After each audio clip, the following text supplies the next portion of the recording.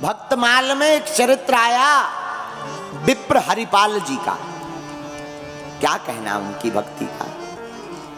बड़े ही निष्किंचन स्वभाव के भक्त विप्र हरिपाल जी ब्राह्मण कुल में उत्पन्न हुए। आप अकिंचन भक्त थे भगवान के, संतों की सेवा करते थे, निरंतर संतों के ही संग में रहते थे। साधुओं की पंगत कराने का बड़ा शौक था। अच्छा, भोजन भंडारा करवाएं तो व्यापार भी होना चाहिए, आय के रास्ते भी होना चाहिए। आएगा नहीं तो भंडारा क्या खाक करवाओगे, हलवा। जितनी संपत्ति थी सब संतों में लगा दी, घर पर एक दाना नहीं बचा।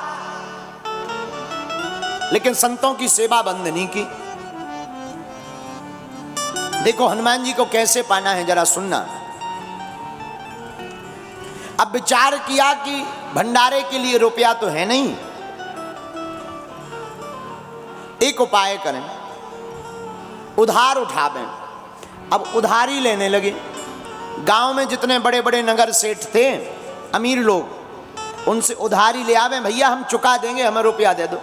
लावें रुपया और लेवें भंडारे का सामान और संतों की पंगत बैठावें और जय जय सीताराम सब उड़ा देवें। अच्छा, व्यक्ति उधार भी कब तक दे? मिलने का कोई रास्ता दिखे तो उधार दे। अब तो नगर सेठों ने उधार देना बंद कर दिया। तो सोचा उधारी तो मिल नहीं रही, भंडारा तो करवाना है संतों का, क्या करें? महाराज चोरी करना प्रारंभ कर दिया। लेकिन चोरी में एक नियम था। देखो, चोरी करने के बाद भी भगवान मिले, बड़ी आश्चर्य की बात। चोरी करते करते जीवन गुजारा, फिर भी भगवान मिले।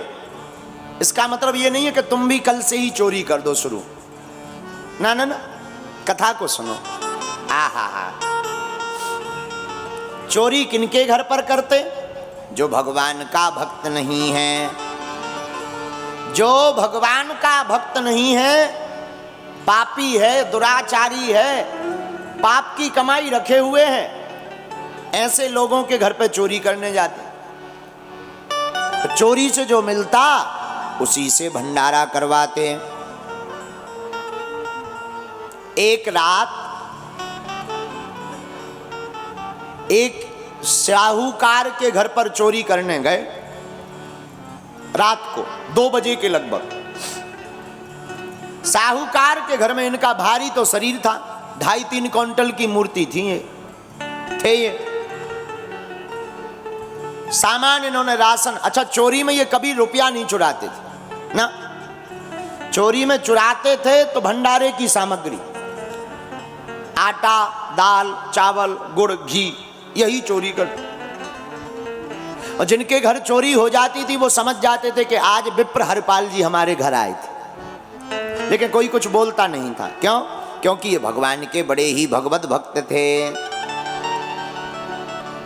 एक बार एक साहूकार के घर पे गए, रात के समय कपड़ा बिछाया, चोरी करने लगे। सोई उस साहूकार की लड़की जग गई। पिताजी, पिताजी, अरे ओ पिताजी उठिए, लगता है हमारे घर में चोर आ गए, लगता है चोरों ने हमला कर दिया, संपत्ति लिए जा रहे, उठ जाओ। पिताजी ने दबकार करके कहा, अरे बेटी चुप हो जा, कोई चोर बोर नहीं है। लगता है आज हमारे घर परम वैष्णव विप्र हरिपाल जी हमारे धन को शुद्ध करने के लिए हमारे घर पर आए। आहा, ब्राह्मण हरिपाल के आंखों से आंसू आ गए।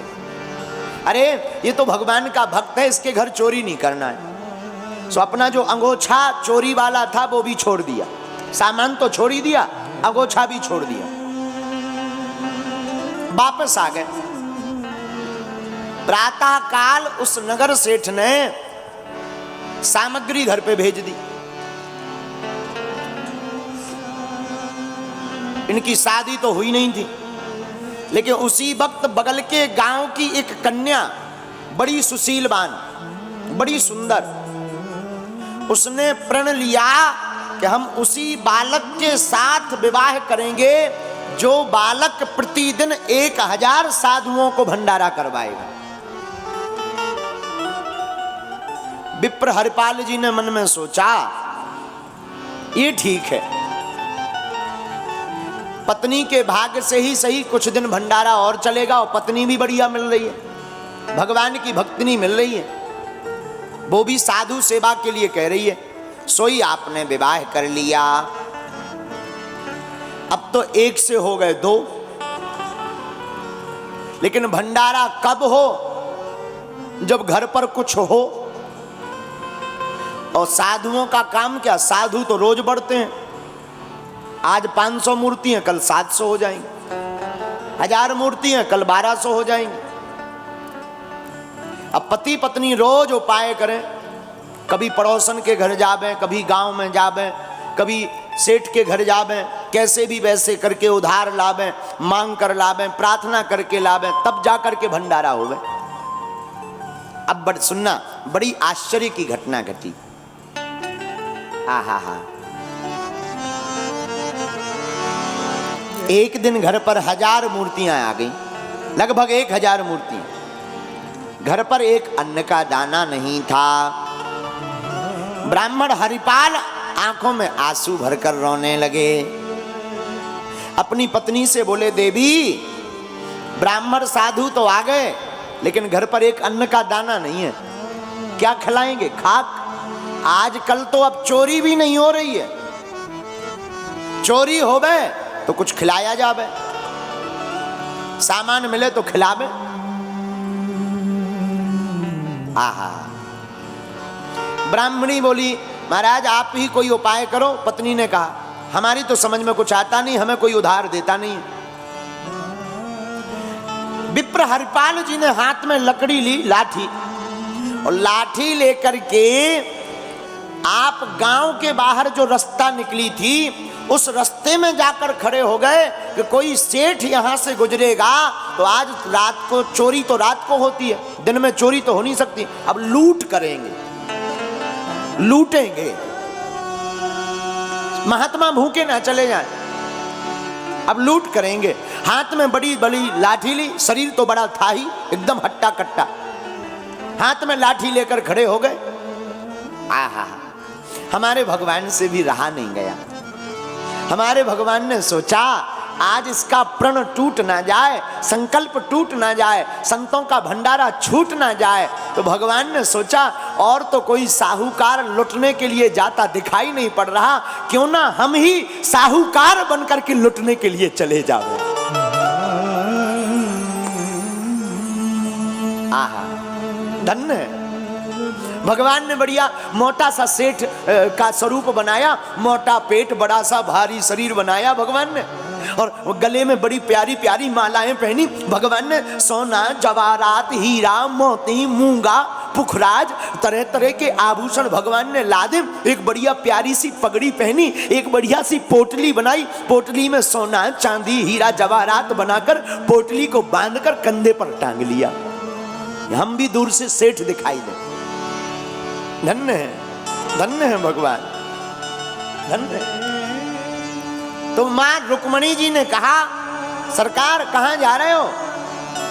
भगवान बोले, लो तुमने जाते जाते टोक दिया, अब सब काम बेकार हो जाएगा। तो रुक्मणी जी बोली, महाराज हमारे तो टोकने से ही काम बेकार हो जाता है।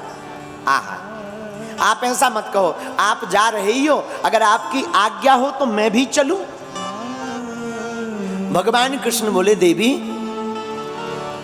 आज हम लुटने जा रहे हैं सेठ बनकर अपने एक भक्त के पास। आहा, तो रुक्मणी मैया कहती हैं, सरकार अगर आप सेठ बनकर लुटने जा रहे हैं तो क्यों ना हम सेठानी बनकर चल देवे। हाँ ये ठीक है। अच्छा ठीक है देवी, श्रृंगार करो, जल्दी तैयार हो जाओ। हाँ ऐसा श्रृंगार करना कि दूर से तुम सेठानी लगो। अच्छा, एक तो माताओं को श्रृंगार करने का बड़ा शौक, ऊपर से पतिदेव कह दे फिर तो कहना ही क्या।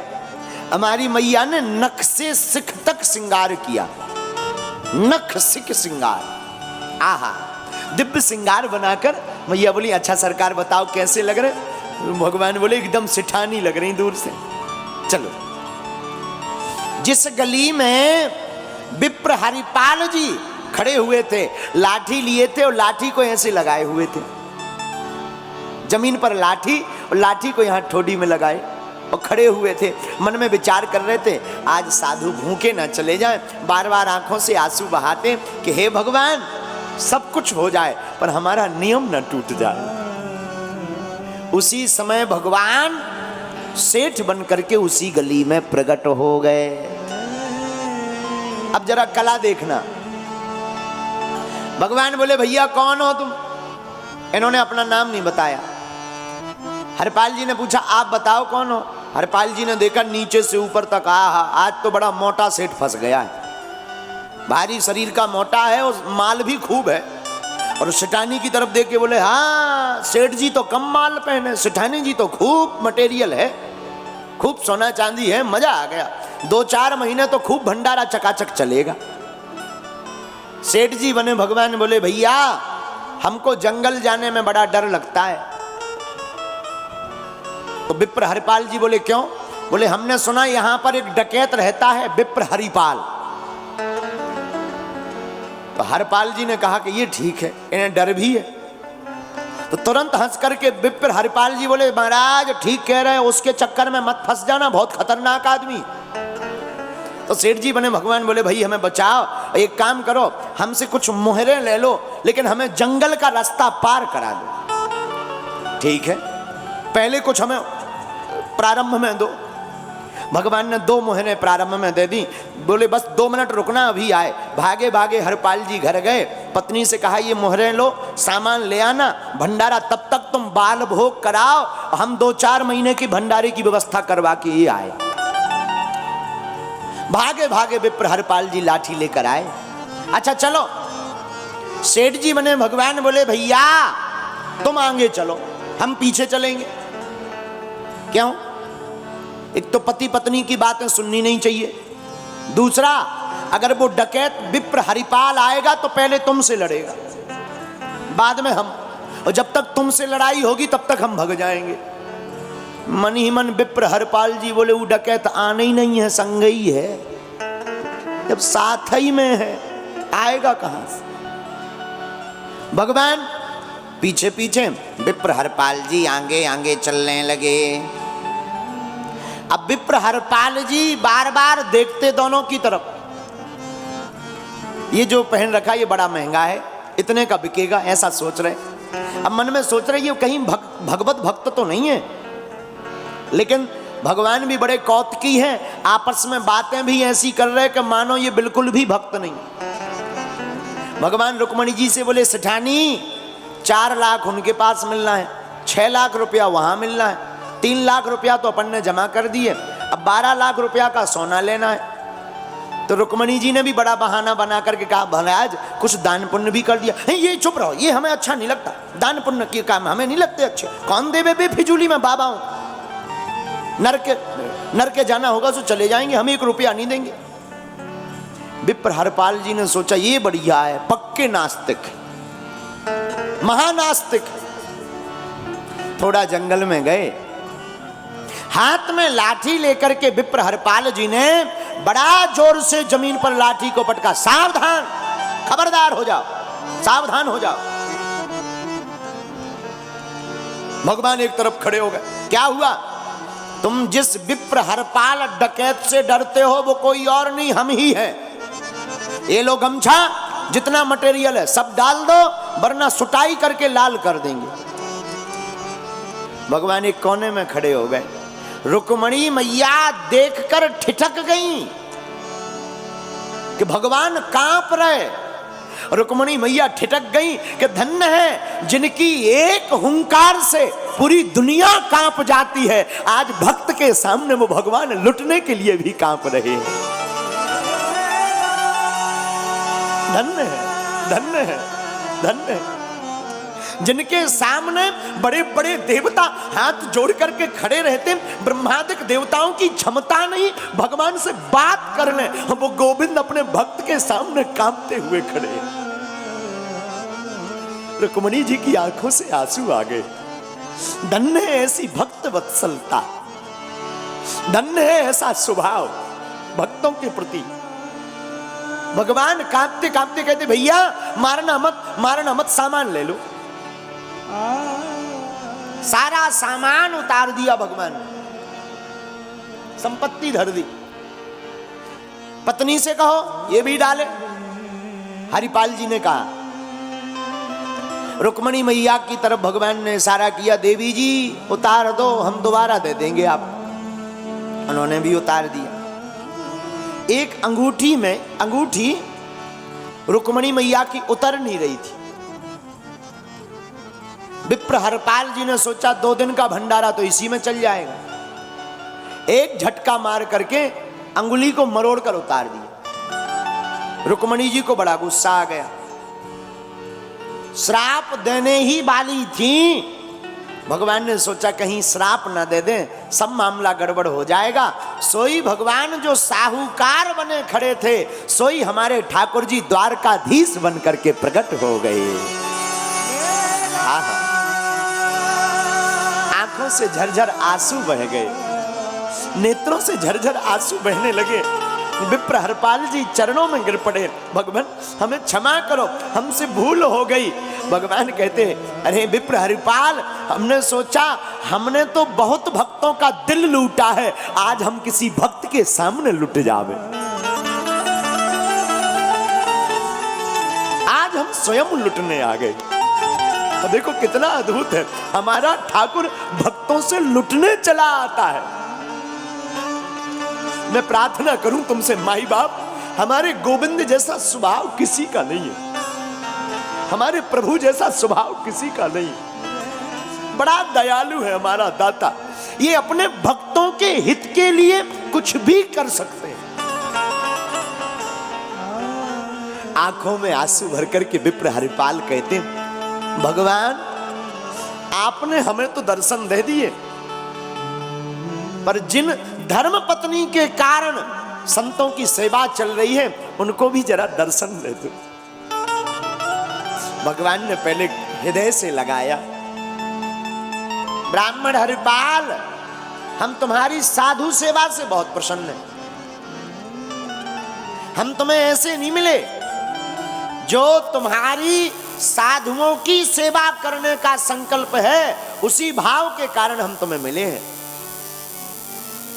हम तुम्हें कथा ये बताना चाह रहे इस बात का आशय कि जो साधुओं की सेवा करता है उसे भगवान मिले या ना मिले, लेकिन हमने हनुमान चालीसा में पढ़ा है, साधु संत के तुम रखवारे, साधु संत के तुम रखवारे, असुर निकंदन राम दुलारे, असुर निकंदन राम दुलारे, साधु संत के रखवारे, साधु संत के तुम रखवारे। श्री राम जय जय राम, श्री राम जय राम, श्री राम जय राम जय जय राम, श्री राम जय राम जय जय राम। हनुमान जी को पाना बहुत कठिन नहीं है। हनुमान जी कहाँ? राम जी के द्वार पर साधु संतों की रक्षा में रहते हैं। और अगर हम लोग भी साधुओं की सेवा करना प्रारंभ कर दें तो हनुमान जी उन संतों की रक्षा करने तुम्हारे घर पर भी आएंगे।